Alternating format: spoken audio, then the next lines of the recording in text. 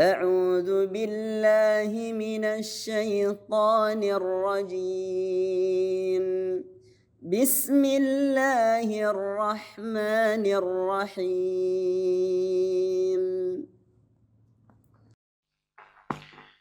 بسم الله الرحمن الرحيم. السلام عليكم ورحمة الله وبركاته.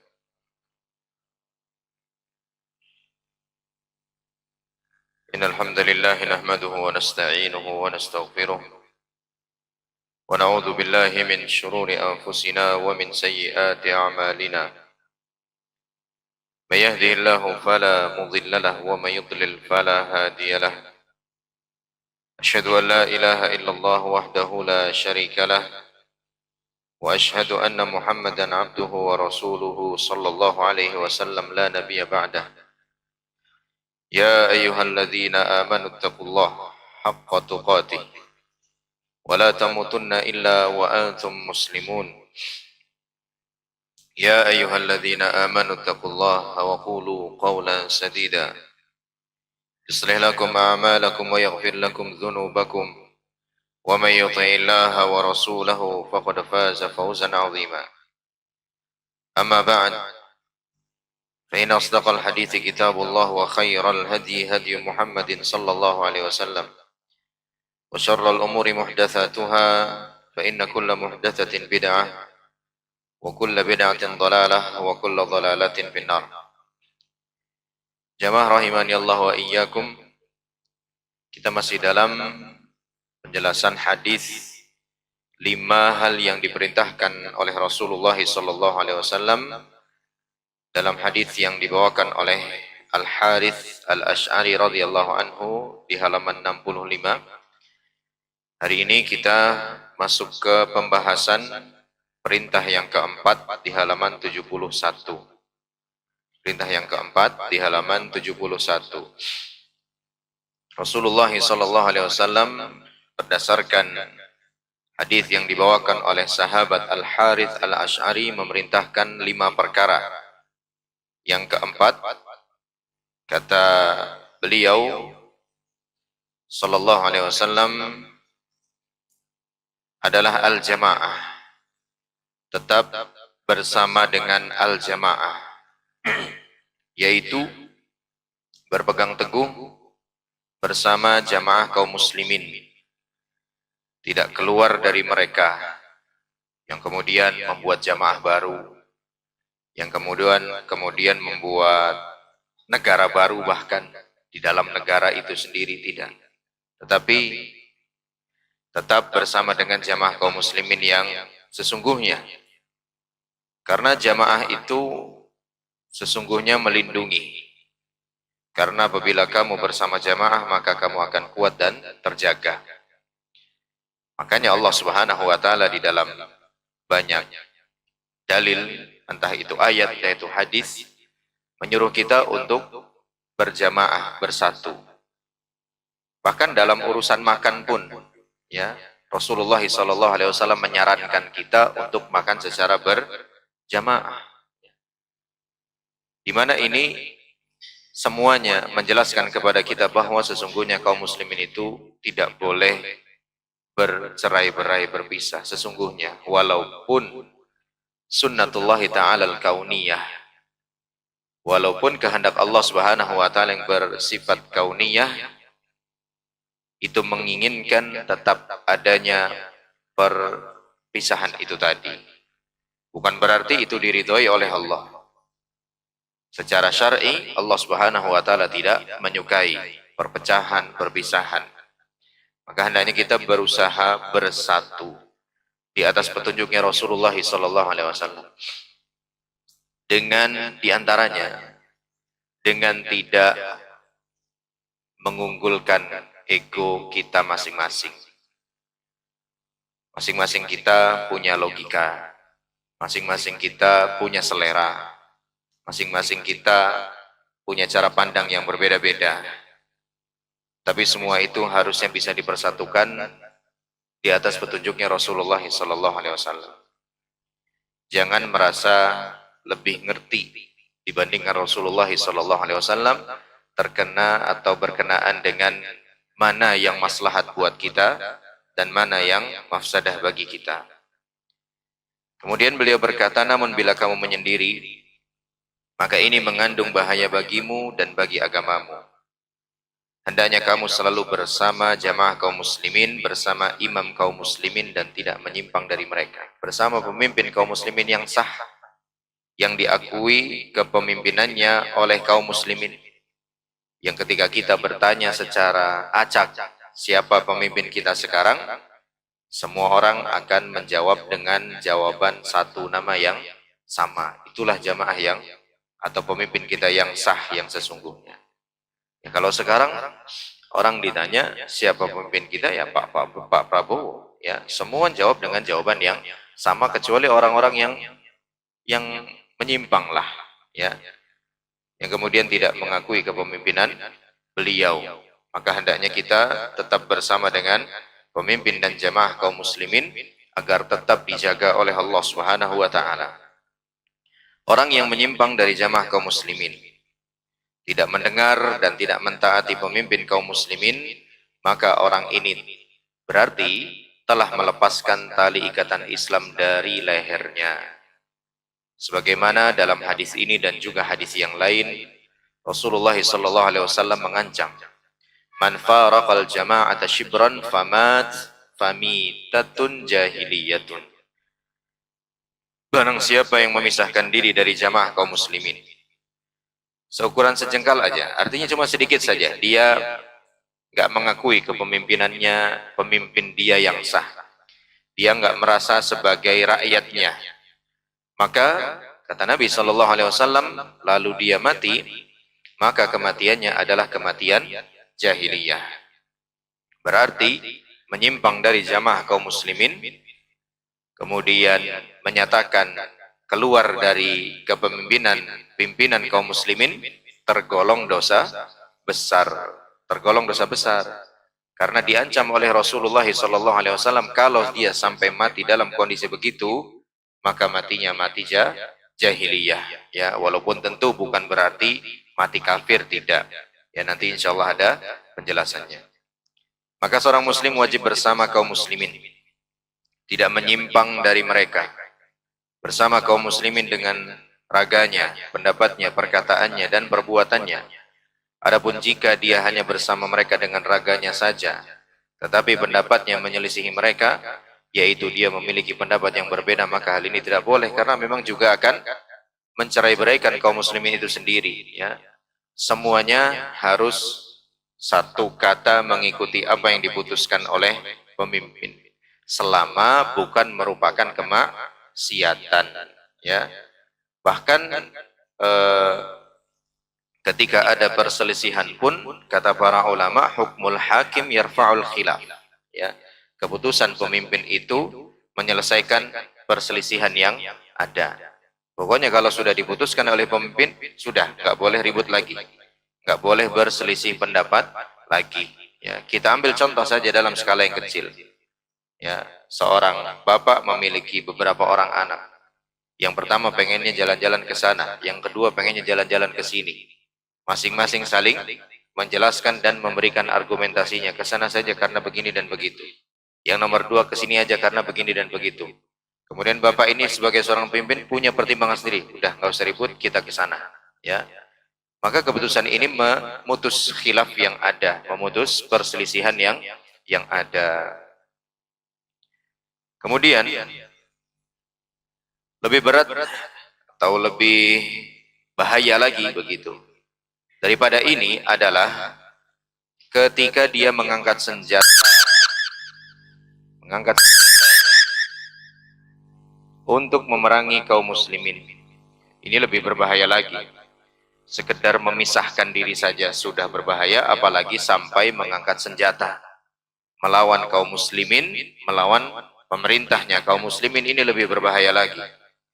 Karena sesungguhnya apabila dia mengangkat senjata, maka dia telah melepaskan baiat dan keluar dari jamaah kaum muslimin dan menjadi anggota dari kelompok Khawarij, walaupun dia tidak pernah mendaftarkan diri. Ya. Bahkan dia nggak pernah tahu apa yang disebut dengan Khawarij, dia nggak pernah. Tapi dia melakukan hal ini, maka dia telah melakukan apa yang menjadi akidahnya orang-orang Khawarij, ya, yaitu membolehkan pemberontakan terhadap pemimpin kaum muslimin yang sah, ya, sementara akidahnya Ahlussunnah wal Jamaah tidak membolehkannya. Jangankan memberontak, sekedar menyatakan bukan bagian daripada pemerintahan kaum muslimin saja Ahlussunnah wal Jamaah tidak memperbolehkannya, apalagi sampai melakukan pemberontakan. Orang seperti ini wajib diperangi dan ditangkap. Sedangkan kalau dia meyakini dan membenarkan pendapat Khawarij, namun dia tidak mengangkat senjata, maka dia tidak perlu diperangi, akan tetapi dia tetap dianggap Khawarij. Hendaknya sudahlah, jangan dilakukan lagi, jangan dibiasakan lagi. Seorang muslim wajib berlepas diri dari perkara-perkara jahiliyah, tidak meniru para penganut jahiliyah. Karena jahiliyah adalah kekafiran dan kesesatan, sehingga seorang muslim tidak patut berakhlak dengan akhlak jahiliyah. Jahiliyah adalah masa sebelum Nabi Muhammad SAW diutus. Barang siapa terdorong oleh fanatisme dan kesombongan untuk memisahkan diri dari jamaah kaum muslimin, maka dia berada di atas salah satu sifat jahiliyah. Inilah yang disebut dengan jahiliyah. Maka kita pun misalnya sekarang, ya, yang berada di atas manhaj salaf, itu tidak boleh kita menjadikan ini sebagai sebuah fanatisme, ya, dalam artian kalau bukan kata ustaz saya berarti belum sebuah kebenaran, ya. Harus apa kata ustaz saya, nggak bisa, ya. Ustaz kita tetaplah manusia, bisa benar bisa salah, ya, pendapat-pendapatnya ada yang beliau pahami, ada yang beliau tidak pahami, ya. Selama pendapat lain itu juga masih berdasar pada manhaj salaf, selama itu juga kita wajib membuka diri untuk mau menerimanya. Walaupun yang kalaulah mengangkat suara lebih tinggi dibandingkan suaranya Nabi itu berpotensi membatalkan amalan kita, bagaimana lagi dengan orang yang mengangkat petunjuk lain dibandingkan petunjuknya Nabi SAW? Maka kemungkinan batalnya amalan dia lebih besar lagi, ya. Lebih parah mana sebenarnya, orang yang mengangkat suara di depan Nabi atau orang yang mengangkat petunjuk lain dibandingkan petunjuk Nabi? Orang yang mengangkat petunjuk lain dibandingkan petunjuk Nabi lebih parah, ya. Seakan-akan petunjuk Nabi itu ya nggak pas lah untuk diterapkan, ya, atau nggak tepat lah untuk diamalkan, ya. Masih banyak cara lain untuk mencari kemaslahatan atau kebaikan, ya. Itu orang yang sungguh tidak beradab, tidak beretika kepada Rasulullah SAW. Kemudian perkara yang ketiga yang termasuk juga perkara jahiliyah adalah al-istisqa'u bin nujum, meminta hujan kepada bintang. Dan yang keempat, wan niyahatu 'alal mayyit, meratapi mayit, ya, di mana ini juga masih terjadi di sebagian kaum muslimin walaupun tidak banyak, ya. Umumnya yang melakukan niyahah atau ratapan ini adalah perempuan, maka hati-hati jika terkena musibah kematian didampingi yang perempuannya, ya, ibu, istri, anak perempuan dan seterusnya, karena mereka tentu tidak setegar atau setabah yang laki-lakinya. Barang siapa yang melakukan satu dari sifat-sifat tersebut dalam hadis, maka dia melakukan sesuatu dari perkara jahiliyah. Maksudnya pada dirinya masih terdapat sifat jahiliyah. Manakala seorang sahabat mengejek sahabat lain dengan mencela ibunya, di mana dia berkata, "Wahai anak perempuan hitam," maka Rasul bersabda menegur sahabat tersebut, "A'ayyartahu bi ummi, innaka imru'un fika jahiliyah." Apakah kamu bermaksud mengejeknya lewat fisik ibunya? Ya, kan ibunya tadi disebutkan seorang yang berkulit hitam. Apakah kamu bermaksud mengejek dia lewat fisik ibunya? Sesungguhnya kamu adalah seseorang yang dalam dirinya masih terdapat urusan perkara jahiliyah, ya. Maka jangan dibiarkan kalau ada anak-anak ngeledekin temennya dengan menghina bapak temennya, itu enggak boleh dibiarkan, ya, karena itu termasuk perkara jahiliyah. Entah yang diejek itu fisik bapaknya atau ibunya, entah yang diejek itu ekonominya misalnya, ya. "Wah, anak tukang sampah kamu tuh," ya pantas saja, nggak boleh kayak begitu, ya. Tukang sampah pun kalau dia bertakwa kepada Allah, bisa jadi dia lebih mulia di hadapan Allah Subhanahu wa taala dibandingkan kita yang buang sampah? Ya, mungkin tidak? Mungkin. Kan Allah mengatakan inna akramakum indallahi atqakum, orang yang paling mulia di hadapan Allah di antara kalian adalah orang yang bertakwa, adalah orang yang bertakwa. Yakni pada dirinya terdapat salah satu sifat dari sifat-sifat jahiliyah, membanggakan kemuliaan leluhur, mencela nasab, meminta hujan kepada bintang, dan meratapi mayit. Semua itu adalah perkara-perkara jahiliyah, sehingga kaum muslimin wajib meninggalkannya. Jangan lagi dibiarkan seperti ini, membanggakan keturunan diri sendiri atau merendahkan garis keturunannya orang lain. Demikian juga fanatisme kesukuan, itu seorang fanatik terhadap sukunya atau apapun itu, sukulah, golonganlah, apalagi hobi lah, nggak boleh seperti itu. Satu-satunya yang bisa kita berfanatik ya hanyalah agama kita saja, tidak ada yang lain. Hanyalah petunjuk Rasulullah SAW saja, tidak ada yang lain. Ya, fanatisme itu tidak selamanya terpuji, tidak selamanya juga tercela. Ya, terpuji ketika kita fanatik terhadap al-haq. Ya, kalau kita tidak fanatik terhadap al-haq, kebenaran, ya berarti kita masih meragukan kebenaran itu. Ya, fanatik itu kan artinya mempertahankan, kemudian apalagi membela, kemudian lagi menyebarkan, itu kan fanatik namanya. Ya.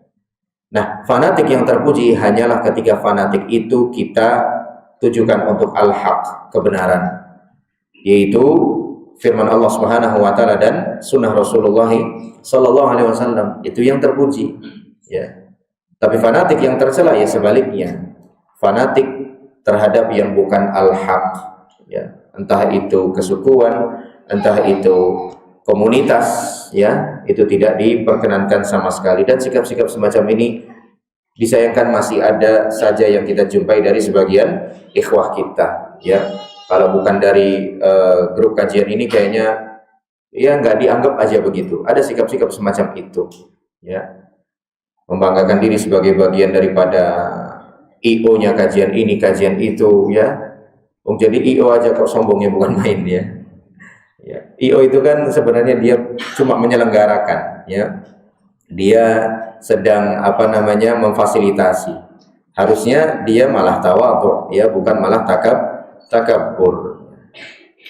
Selanjutnya juga tidak ada pengistimewaan kaum muslimin satu atas sebagian lainnya dengan nasab, tidak pula dengan kemuliaan leluhur. Semuanya adalah kaum muslimin. Mereka adalah tangan yang satu, bangunan yang satu, derajat yang sama. Maka hendaklah seorang muslim tidak fanatik kepada kabilahnya, pemimpinnya, syekhnya, karena semua itu termasuk perkara jahiliyah, ya, termasuk fanatik madhab juga, ya. Di Saudi Arabia sekalipun mereka bermadhab Hambali, ya, akan tapi mereka tetap mengajarkan madhab-madhab yang lainnya dan tidak ragu meninggalkan madhabnya ketika ternyata madhab yang lainlah yang benar, ya, madhab lainlah yang benar, ya, termasuk kita misalnya mengaku sebagai seorang bermadhab Syafi'i, silahkan, ya, kita jadikan madhab Syafi'i itu sebagai sarana kita untuk memahami dalil-dalil. Tetapi kalau ternyata kesimpulan kita di dalam madhab Syafi'i ini keliru, sementara madhab yang lain ternyata benar, janganlah kita ragu untuk melaksanakan yang benar itu, walaupun itu bukan berasal dari madhab kita, ya, walaupun itu bukan berasal dari madhab kita. Ya, jangan sampai karena fanatisme madhab kemudian malah memecah belah kita. Seperti ini juga pernah terjadi di Masjidil Haram, ya, masing-masing madhab punya tempat sholat jamaah sendiri, ya. Intinya semuanya tetap menghadap Ka'bah, hanya saja ada yang di sisi timur, ada yang di barat, ada yang di selatan, ada yang di utara, begitu masing-masing seperti itu, ya. Mulai terasa kekacauannya ketika pelaksanaan sholat Jumat, ya. Ada satu madhab yang kebagian terakhiran sampai nyaris masuk waktu sholat asar. Kan nggak bisa Jumatan langsung bareng, suaranya saling bersahutan. Khotib ini khotib Hanafi, Maliki, Syafi'i, Hambali saling bertabrakan hingga harus bergantian, ya. Sampai ada satu mazhab yang kebagian belakangan nyaris masuk waktu sholat asar, dan tentu itu merupakan pemandangan yang sangat memilukan sebenarnya, ya, sangat menyedihkan. Tapi silakan dimulakan azan, nanti kita teruskan sedikit insyaallah.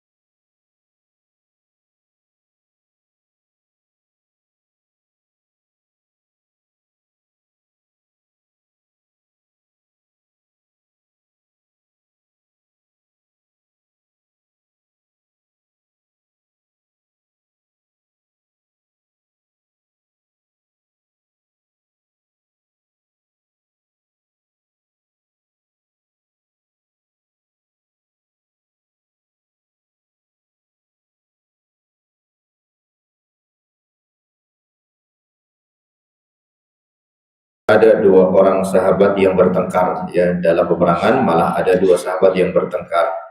Satunya dari kalangan Muhajirin, satunya lagi dari kalangan Ansor. Keduanya saling pukul. Yang Muhajir tadi berseru, "Wahai kaum Muhajirin, bantulah aku." Yang Ansor pun berseru hal yang sama, "Wahai kaum Ansor, bantulah aku." Lalu Nabi mendengarnya dan bersabda, "Abi da'wal jahiliyati wa ana baina adhhurikum, da'uha fa innaha muntinah." Apakah kalian masih menggunakan cara-cara seperti itu, gitu ya? Hai kabilahku, begitu. Hai kelompokku, tolonglah aku. Tidak. Apakah kalian masih menyeru dengan seruan jahiliyah padahal aku masih berada di tengah-tengah kalian? Ya, ditegur keras oleh Nabi SAW dan diperintahkan, da'uha fa innaha muntinah, tinggalkan kebiasaan seperti itu. Itu merupakan perkara yang busuk artinya menjijikkan. Jangan lagi begitu, ya. Kita semua sudah dipersatukan Allah Subhanahu wa taala dengan nama Islam, ya. Di dalam ayatnya Allah mengatakan, huwa sammakumul muslimin, dialah Allah yang menamai kalian dengan sebutan kaum muslimin. Udah, nggak usah pakai berbangga-bangga dengan masing-masing kelompoknya sendiri-sendiri. Seseorang tidak boleh fanatik kepada kabilahnya atau berlindung di belakang kabilahnya secara khusus, akan tetapi hendaklah dia berlindung bersama kaum muslimin secara umum. Nabi Shallallahu Alaihi Wasallam menilai seruan yang seperti ini termasuk perkara jahiliyah. Nah, ini berikut adalah beberapa perkara jahiliyah juga yang diingatkan untuk jangan dilakukan. Ya. Yang pertama adalah tentang larangan Allah terhadap para wanita muslimah. Wala tabarrajna tabarrujal jahiliyatil ula, dan janganlah kamu berhias, bertingkah laku seperti orang-orang jahiliyah dahulu, ya, yang menjadi fitnah bagi laki-laki, ya. Dia berhias ketika keluar rumah, ya, padahal di luar rumah sana banyak orang-orang yang bukan siapa-siapanya dia. Ini diingatkan untuk jangan dilakukan. Dalam ayat yang lain Allah mengatakan wala yadribna bi arjulihinna liya'lama ma yukhfina min zinatihinna, ya. Dan janganlah seorang wanita menghentak-hentakan kakinya supaya orang lain itu tahu ada perhiasan apa yang tersembunyi di balik pakaiannya, ya. Atau juga termasuk supaya menarik perhatian, ya. Kalau dulu pakai gelang, ya, gelang yang di kaki kemudian dihentak-hentakan supaya orang tahu bahwa dia pakai gelang kaki, ya, itu nggak boleh. Sekarang gelang di tangan itu, ya, yang renceng itu tuh, ya. Udah orang kayak mau perang juga itu malah, ya. Itu nggak boleh, ya. Keluarnya biasanya kalau lebaran itu ibu-ibu. Jangan dilakukan, ya. Termasuk juga menggunakan alas kaki yang dihentakkan ke lantai, ya, biasanya di perkantoran, ya, di bank, ya, petugas bank stuck, langkah kakinya, kemudian orang menoleh kepada itu, jangan dilakukan, ya. Perempuan itu intinya sebisa mungkin untuk jangan menarik perhatian sebisa mungkin, ya. Kemudian contoh perkara jahiliyah yang lain, yadhunnuna billahi ghairal haqqi dhannal jahiliyah. Mereka menyangka yang tidak benar terhadap Allah seperti persangkaan jahiliyah, yaitu buruk sangka kepada Allah Ta'ala. Ilja'al alladhina kafaru fi qulubihimul hamiyyata hamiyyatal jahiliyah. Ketika orang-orang kafir menanamkan kesombongan dalam hati mereka, itu kesombongan jahiliyah. Nah, ini beberapa perkara-perkara jahiliyah yang lain yang juga disebutkan oleh Allah Ta'ala yang wajib untuk kita hindari. Dan perkara-perkara jahiliyah ini sudah dikumpulkan juga, ya, diantaranya oleh para ulama dalam kitab Masailul Jahiliyah, ya, Masailul Jahiliyah. Di situ ada 100-an lebih perkara jahiliyah. Wallahu a'lam bishawab. Di sini sudah ada pertanyaan.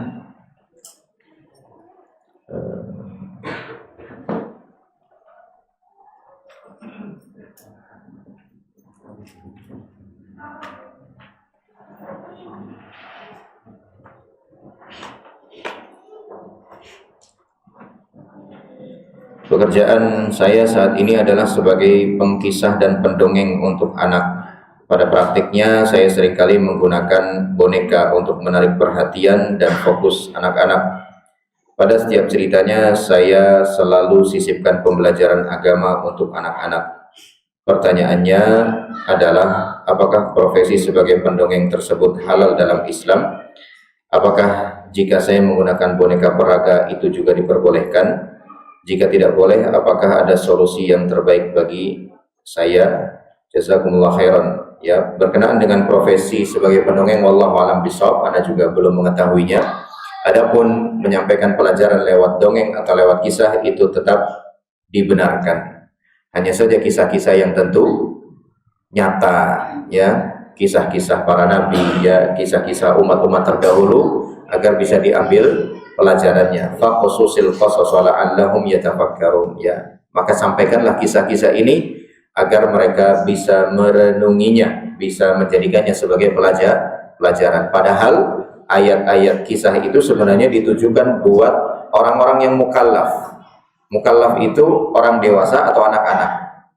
Orang dewasa aja juga masih butuh diceritakan, apalagi anak-anak, ya, apalagi anak-anak. Hanya saja kalau sampai menjadikannya sebagai profesi, wallahu a'lam bishawab, Anda tidak tahu. Termasuk juga menggunakan boneka peraga, karena ini pertanyaan turunan dari pertanyaan yang pertama. Pertanyaan kedua, dalam transaksi jual beli pada asalnya, pembeli wajib membayar kepada penjual senilai harga yang telah disepakati oleh keduanya. Namun, apabila harga yang telah disepakati tersebut tidak diketahui karena penjual dan pembeli sama-sama lupa, wah ini lucu juga ini, sama-sama lupa, maka dalam hal ini timbul permasalahan tentang penentuan harga tersebut. Ya, ada ya kasus gini ya. Biasanya paling enggak yang ingat itu penjual ya, karena dia kan masih punya uang di pembelinya yang tertahan ya. Tapi anggaplah benar kejadian begitu ya, anggaplah benar kejadian, maka bagaimana dengan bagaimana cara menilainya? Ya dinilai dengan harga barang tersebut secara umum ya, dengan dinilai harga barang tersebut secara umum. Bolehkah kita menggunakan adat Jawa dengan acara sungkeman pakai alunan kelenengan? Ya jelas tidak boleh, karena ini tak ada kemungkaran alat-alat musik di dalamnya ya. Kemudian juga tunduk kepada selain Allah Subhanahu wa taala. Ya kalau mau salim ya salim aja ya, sambil berdiri misalnya, kemudian tangan kedua orang tua itu diangkat, dicium ya, bukan kepala kita.